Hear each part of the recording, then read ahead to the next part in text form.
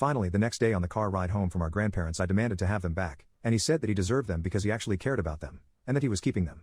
I yelled at him and told him that they were mine, but he refused to give them back, so I finally complained to our parents and they just made the worst excuse for him and told me that it really shouldn't matter considering I wasn't even as interested as he was about the topic.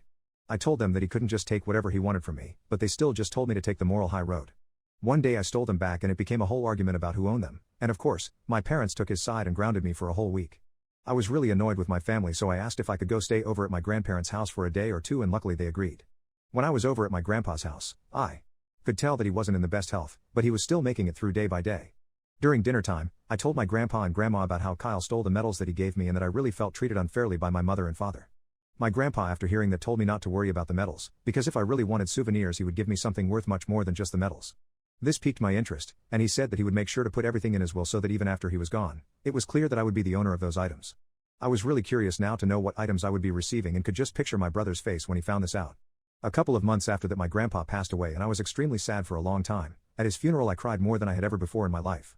Eventually, the will came around and a lawyer talked about the financial details with me first and then moved on to the items.